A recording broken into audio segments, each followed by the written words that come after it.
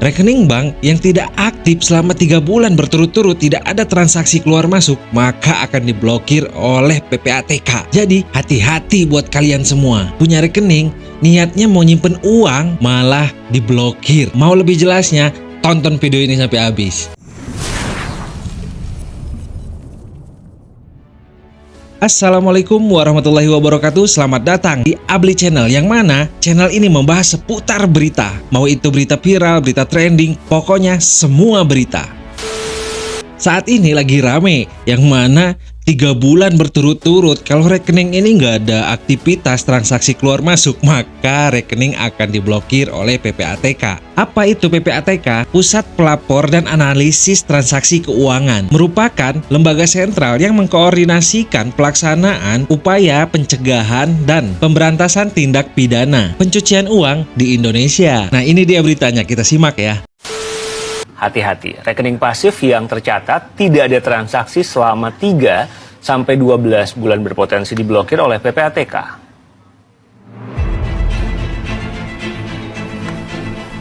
Ada yang punya rekening nganggur alias selama nggak digunakan untuk transaksi. Siap-siap, rekening Anda bisa jadi salah satu target pemblokiran PPATK. Pengumuman ini disampaikan Pusat Pelaporan dan Analisis Transaksi Keuangan atau PPATK di laman resmi Instagramnya. Lantas, siapa saja yang berpotensi diblokir? Nasabah dengan rekening pasif atau rekening dorman yang tidak digunakan untuk bertransaksi dalam jangka waktu 3 hingga 12 bulan. Alasannya, karena marak temuan PPATK soal rekening pasif yang disalahgunakan. Misalnya untuk jual beli rekening atau tindak pidana pencucian uang.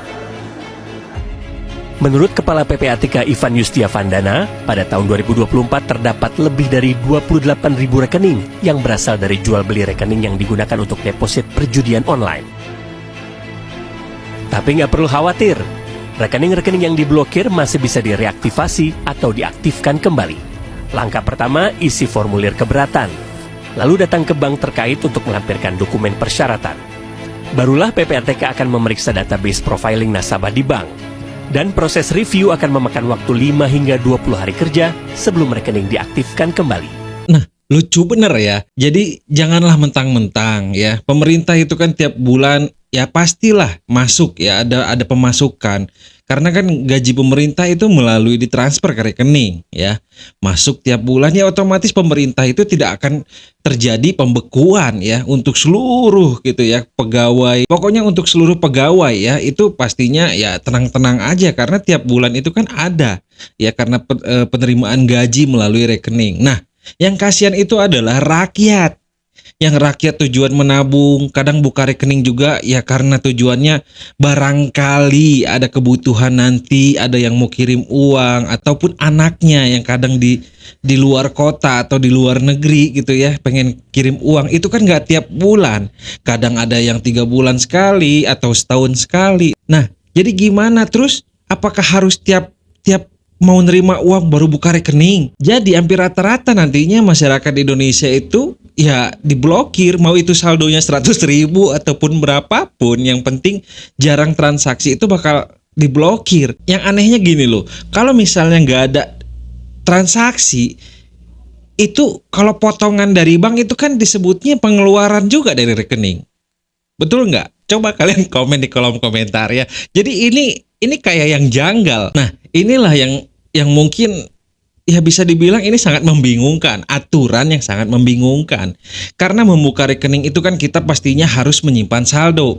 Kemudian ada aturan sendiri ya dari bank-bank itu bahwa setiap bulannya kita akan terkena potongan untuk biaya administrasi bulanan, kemudian biaya rekening gitu kan, pasti ada potongan tiap bulannya. Dan itu kan transaksi pengeluaran dari rekening. Nah, kenapa kok bisa dibilangnya rekening kita walaupun ada transaksi dari bank ya, pemotongan dari bank itu disebutnya pasif ya, dan disebutnya ya kita tidak melakukan transaksi. Itu kan aneh ya, aneh. Ini tujuannya kok, kenapa ya, kenapa ini untuk rakyat ini, kenapa emang rakyat kenapa gitu ya, kenapa kok gini-gini amat sih. Jadi apakah betul kata pepatah, yang miskin semakin dimiskinkan, yang kaya semakin dikayakan? Dan tadi dikatakan bahwa ini bukan pemblokiran selamanya, karena ini bisa diajukan dibuka kembali atas peninjauan. Bayangkan masyarakat ya yang nantinya mungkin punya kebutuhan mendadak, dia nabung, nyimpen uang karena takut dipakai ya. Jadi dia simpen uang selama 3 bulan gak dipakai, tiba-tiba ada hal yang tak diduga dan tak disangka, musibah atau apapun itu, pas mau ngambil ya prosesnya kurang lebih harus 20 hari atau 30 hari ya. Bagaimana ini? Jadi aduh, gak habis pikir.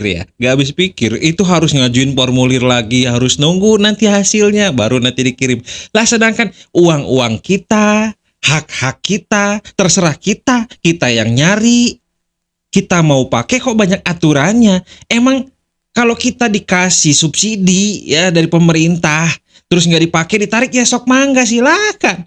Ini kita yang kerja keras, kita yang capek, giliran kita nggak bisa makan nggak diperhatiin, giliran banyak pengangguran juga nggak ada yang mikirin, lah giliran kita berusaha, kita dapat uang, terus tujuan kita nabung, ya karena kita nggak tahu 3 bulan atau kedepannya kita punya cita-cita, punya harapan, punya keinginan, karena kita ya hasil kerja keras kita, lah tiba-tiba rekening kita diblokir, dan di saat kita mau ngajuin pemakaian itu kita harus melalui proses ribet banget ya, harus formulir dulu, nunggu lagi verifikasi selama kurang lebih 20 atau 30 hari. Lah itu duit siapa? Yang kerja siapa? Yang capek siapa? Kok ini yang bukan punya hak kok seenaknya? Ini coba yang paham masalah hukum, bukankah ini melanggar hukum? Melanggar HAM, hak asasi manusia, dan ini ya perbuatan yang tidak menyenangkan karena hak loh. Kan ada hukum yang mengatur bahwa barang yang diambil tanpa izin pemiliknya itu bisa melanggar hukum. Ini uang kita yang capek nyari, kita yang berusaha sendiri, uang kita nggak dipakai. Jadi masa sih kita tiap bulan harus aduh gimana sih? Kita kan kadang males transaksi karena transaksi harus keluar uang. Namanya niat nabung ya. Niat nabung ya nyimpen gitu loh. Terus kan tiap bulan dipotong sama bank. Tiap bulan biaya administrasi dan sebagainya. Itu kan transaksi ya. Pengeluaran dari rekening ada pemotongan. Terus kenapa masih juga diblokir? Hey, kenapa? Kenapa? Ada apa? Ya. Dan ini bukan hanya wacana dan ada korbannya. Kita lihat ya. Ini dia. Kira sudah jelas di video saya itu, saya kecewa sebab ajakan menabung justru dibalas dengan blokir. Sehingga ada sakwa sangka bahwa ini ada transaksi ekonomi dalam blokir itu. Misalnya ketika pengaktifan kan harus bayar lagi 100.000. Nah itu kalau misalnya diblokir 120 juta orang, kali itu 100.000 berapa? Padahal Bapak Presiden sudah bilang komplain hari ini buka. Saya disuruh tuh menunggu 7 hari. Kapan mengetahui dananya diblokir? Hilang di anu saya, aplikasi saya. Mobile banking. Hilang di saya, makanya saya bilang, saya ke sana. Ya, kemudian yang paling penting bukan sekadar blokir, adalah citra nama baik. Setahu saya, orang yang diblokir keuangannya itu dicurigai ada tindak pidana, ada transaksi kejahatan. Nah masa kau anggap saya ini ada transaksi kejahatan? Andai saja duit saya di situ tiba-tiba ada misalnya 1 triliun, itu pasti ada mencurigakan ini uangnya kok tiba-tiba ada uangnya 1 triliun, 300 juta lebih. Jadi tidak masuk akal. Himbauannya Ustaz, saya minta supaya pengambil kebijakan buatlah kebijakan yang betul-betul bijak, bukan meresahkan masyarakat. Terima kasih. Sekali lagi saya sampaikan, ini bukan kritik terhadap pemerintah, ini bukan teror, tapi ini bagian cinta saya kepada negara, supaya rakyat percaya kepada bank, percaya kepada pengelolaan keuangan. Bayangkan kalau rakyat sudah tidak percaya dengan bank, maka uang akan diambil, bukankah itu akan lebih membahayakan? Ya. ini untuk dana masjid Ustaz ya, bangun masjid ya? Saya mau buat pembangunan masjid. Ada masjid saya bangunkan di ujung tol itu. Nah itu murni tidak ada bantuan dari orang lain, semua hasil ceramah saya. Dan saya bangun untuk menunjukkan kecintaan kita kepada dakwah, menunjukkan kepada masyarakat bahwa Ustadz itu juga bukan cuma berbicara sedekah, tapi membuktikan bahwa bersedekah itu hal yang diutamakan. Rekening Ustadz saja diblokir Ustadz ya. Bagaimana kalau yang bukan Itulah Ustadz? Yang bukan Ustadz kamasnya. Ya, Ini Pak Ustadz juga udah menjadi korban daripada pemblokiran ini ya. Ya itu yang dikatakan tadi bahwa kan ini nominalnya juga nggak besar dan jelas sumbernya, kan ada ininya ya. Apa namanya, rekening koran. Kan harusnya kalau misalnya tidak jelas transaksinya itu baru diblokir, itu wajar. Ini kan jelas. Dan tiap bulan juga kan ada melakukan kewajiban pemotongan dari banknya. Itu yang dikatakan tadi bahwa itu telah melakukan ada transaksi, bukannya pasif, tapi tetap saja diblokir ya. Dan ya betul, nantinya kan kita harus diminta lagi biaya untuk pembukaan blokir dan sebagainya, dikalikan berapa ya, juta atau ratus juta, miliaran orang se-Indonesia loh, dikali aja 100.000 atau 50.000, berapa coba ya. Nah itulah ya, aduh gimana sih ini ya. Dan ini ada lagi nih korbannya, mari kita saksikan lagi ya. Gue diarahin suruh ke banknya. Pas gue udah ke bank tuh, gue ceritain kembali kronologinya sesuai, terus gue sertakan dengan bukti transaksinya. Si Mbak itu bilang apa? Maaf Bu, ini udah diblokir dari pusat.